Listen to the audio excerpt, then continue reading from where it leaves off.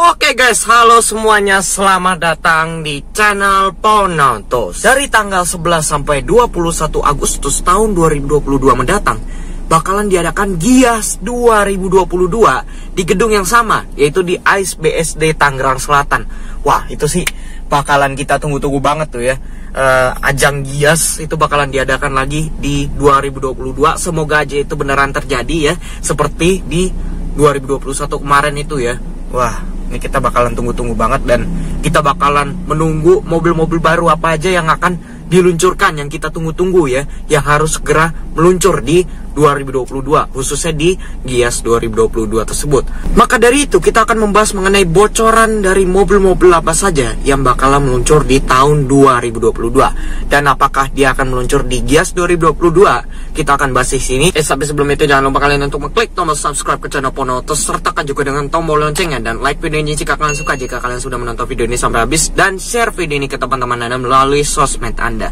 Selamat menonton. Ini adalah mobil-mobil yang bakalan meluncur di tahun 2022.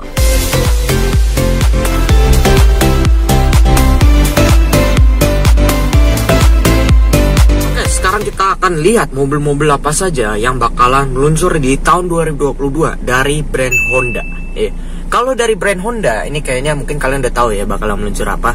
Yang pertama adalah Honda City Hatchback. Loh, itu bukan udah meluncur ya kemarin ya? Enggak, ini varian baru, varian tambahan ya. Ini saya masih ngebahas varian tambahan, bukan model baru. Yaitu Honda City Hatchback with Honda Sensing. Ya, tipenya tipe RS alias tipe termahalnya. Oke, ini saya ngebahas Honda City Hatchback RS yang without Honda Sensing, yang non Honda Sensing yang masih dijual sekarang. Honda City Hatchback RS ya, itu sekarang itu harganya sudah mendekati 300 jutaan ya, untuk yang tipe CVT-nya alias tipe termahalnya.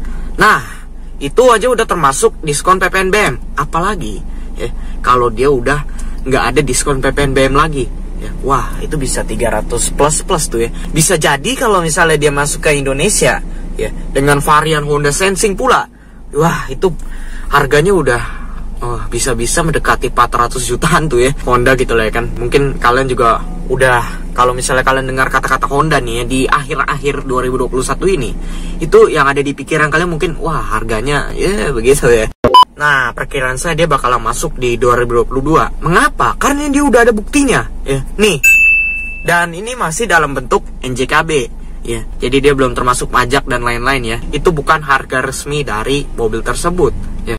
Terus yang bakalan meluncur juga ada Honda All New HR-V and All New Mobilio. Dia udah berapa tahun sih di Indonesia, kayaknya seumuran lah Mobilio sama HR-V itu kan dari tahun 2014 kalau nggak salah. Nah, itu udah sekitar 8 tahun lebih ya, jadi udah nggak pantas facelift minor improvement gitu lagi lah ya. Jadi udah pantasnya dia mengganti model baru, model change ya. Nah, kalau untuk HR-V dia memang udah ganti model ya, dan itu masih di luar negeri kayak di Thailand, Jepang ya, negara asalnya. Kalau di Indonesia ya seperti yang kalian tahu, kalau kalian ke Gias kemarin, dia masih memajang Honda HR-V yang dijual sekarang, yaitu yang generasi kedua ya, masih bisa dibilang model old model lah ya dari Honda HR-V, karena dia usianya udah 7 tahunan lebih lah ya, dan dia masih facelift biasa. Begitu juga dengan Honda Mobilio-nya. Honda Mobilio-nya kemarin juga masih dipajang di Gias ya, untuk tipe EMT dan RS CVT, yaitu masih dipajang di Gias, dan kayaknya udah nggak pantas lagi deh facelift gitu ya. Dan dia harus benar-benar ganti model ya, karena seperti yang kalian tahu kompetitornya ya, rivalnya itu khususnya Mobilio ya, kalian udah tahu sendiri lah ya, kelas low MPV gitu loh ya, di akhir tahun ini udah makin gila ya.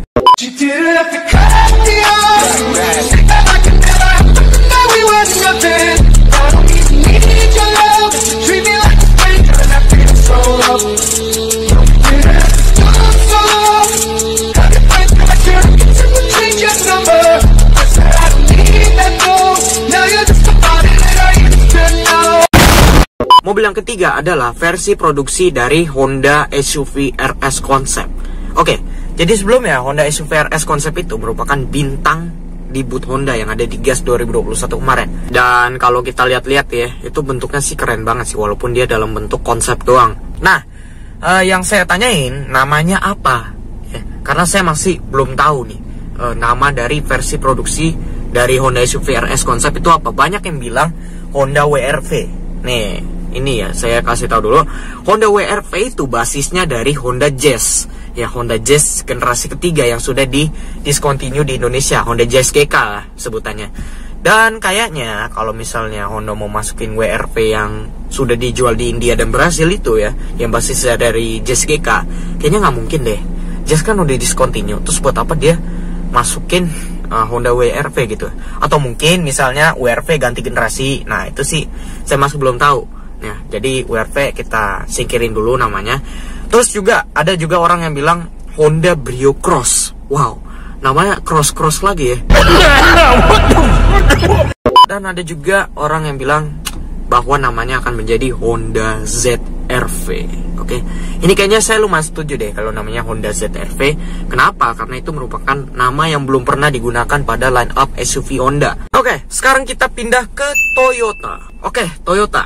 Mobil yang pertama ya, yang kayak nih ya bakalan dimasukin oleh Toyota, yaitu Fortuner 2.8 alias Fortuner dengan mesin turbo diesel terbaru, yaitu 2800 cc. Nah, mesin ini sebenarnya udah pernah digunain di Indonesia, yaitu di Hiace Premio ya kalau kalian nggak tahu. Nah, itu mungkin bisa nih kalian upgrade gitu ya Fortuner kalian tuh pakai mesin copotan dari Hiace Premio, tapi kayaknya tenaganya nggak cukup.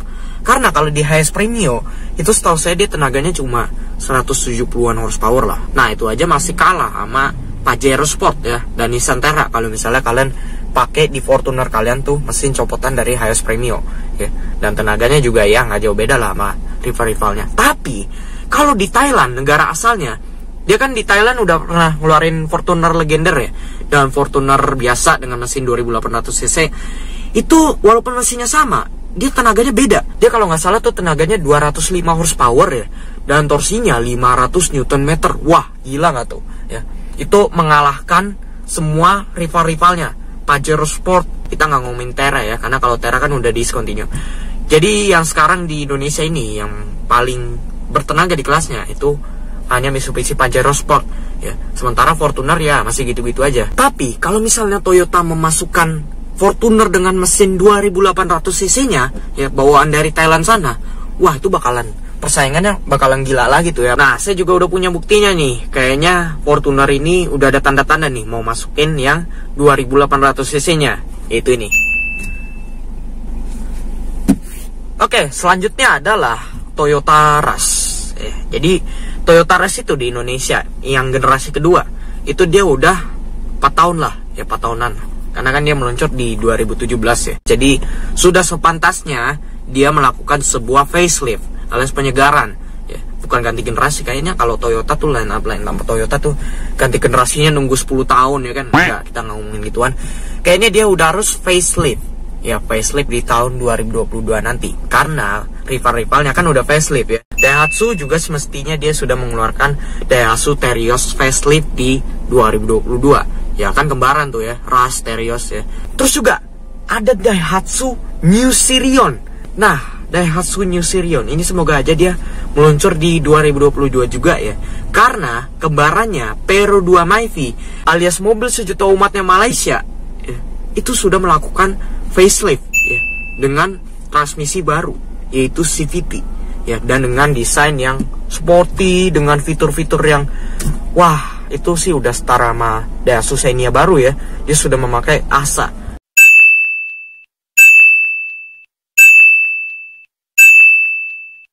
Sekarang kita lihat Nissan ya. Nissan itu kayaknya dia seharusnya ya, dia sudah mengeluarkan Nissan New Livina alias Livina facelift. Karena Livina dari awal keluncurannya sampai saat ini dia belum mengalami facelift ya, seperti kembarannya Xpander. Nah, terus juga apakah Nissan mau masukin Nissan All New X-Trail alias X-Trail T33 ya, yang sudah meluncur di Cina itu ya. Sama satu lagi, apakah Nissan Terra akan kembali dijual di Indonesia dengan nama Nissan Xterra ya?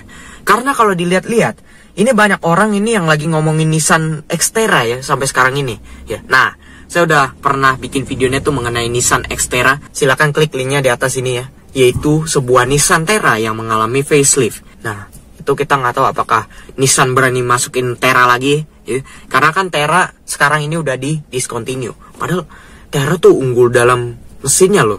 Mesinnya dia paling bertenaga ya di kelasnya dibandingkan Pajero Sport. Lebih bertenaga Nissan Terra ya. Kita pindah ke VW Group. Apakah mereka mau memasukkan generasi terbaru dari VW Polo? Ya, itu kita nggak tahu. Next. Kita pindah ke Hyundai. Nah, ini nih Hyundai yang menarik menurut saya. Hyundai itu zaman sekarang nih ya, selain Wuling ya, Hyundai itu lagi serius-seriusnya di Indonesia, lagi wah-wahnya di Indonesia. Ya, khususnya zaman-zaman sekarang ini ya kan. Seperti yang kalian tahu, mereka udah bikin pabrik di Indonesia. Mereka sudah memanufaktur mobil di Indonesia, yaitu Hyundai Creta. Ya, ditambah lagi, mereka katanya mau meluncurkan low MPV pertama mereka. Ya, untuk bersaing melawan Mitsubishi Expander, Avanza, Xenia dan lain-lain ya. Katanya sih ya, di low MPV Hyundai ini dia bakalan punya panoramic sunroof. Itu sih sebuah improvement yang luar biasa untuk sebuah low MPV. Kalau misalnya dia beneran begitu ya kan, panoramic sunroof pada sebuah low MPV sih. Wah. Sekarang kita pindah ke Suzuki. Semoga aja Suzuki R3 dan Suzuki XL7 mereka semua mendapatkan faceliftnya ya. Karena seperti Expander dan Expander Cross ya, mereka sudah mendapatkan faceliftnya ya. Terus juga BRV sudah mengganti model baru yang model change.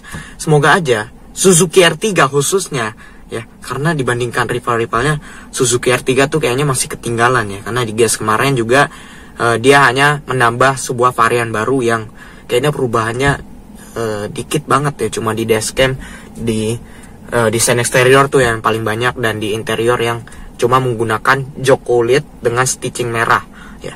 Nah, itu namanya Suzuki All New R3 Suzuki Sport Finest Form Limited Edition. Namanya panjang banget ya. Ada dua pilihan. Kalau saya tanya, kalian lebih milih mana? Suzuki bakalan masukin Espresso ya, atau mungkin Suzuki bakalan masukin Suzuki Swift generasi keempat. Tapi bisa aja Suzuki masukin Suzuki Espresso ke Indonesia sebagai pengganti dari Karimun Wagon R. Karena ya, bagi kalian yang nggak tahu, Karimun Wagon R itu sudah di discontinue di Indonesia. Kalau nggak salah tuh beberapa minggu yang lalu ya.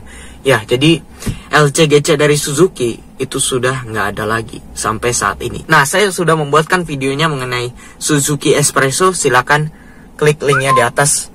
Nah, bicara mengenai Swift, ya Swift itu sebenarnya sudah punya generasi keempatnya. Ya, saya nggak tahu di mana, kayaknya di Jepang ya. Kalau kalian tahu silakan ketik di kolom komentar. Tapi generasi keempatnya itu sudah diproduksi dari tahun 2017. Kalau misalnya Suzuki mau masukin ke Indonesia nanti di tahun 2022, ya si Suzuki Swift Gen 4 itu ya, kayaknya sih lumayan telat juga ya, karena dia udah telat berapa tahun ya? 5 tahun lah. Nah, tapi mungkin kalian tuh nggak mikirin telat-telat gimana gitu ya. Yang penting desainnya ya. Karena beberapa dari kalian banyak yang bilang kalau Suzuki Swift yang generasi keempat itu mirip BMW Z4.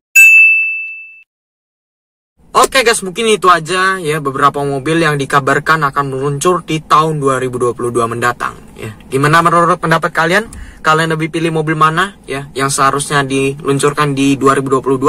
Apakah semuanya kalian setuju ya, atau mungkin kalian lebih suka mobil yang mana nih yang bakalan diluncurkan di 2022? Atau mungkin kalian punya tambahan lagi, ada mobil yang belum saya bahas di sini yang bakalan meluncur di 2022. Silakan ketik di kolom komentar di bawah. Oke. Terima kasih telah menonton video ini. Jangan lupa kalian untuk mengklik tombol subscribe ke channel Ponoto, serta juga tombol loncengnya, dan like video ini jika kalian suka. Share video ini ke teman-teman Anda melalui sosmed Anda. Terima kasih telah menonton. Salam otomotif. Bye.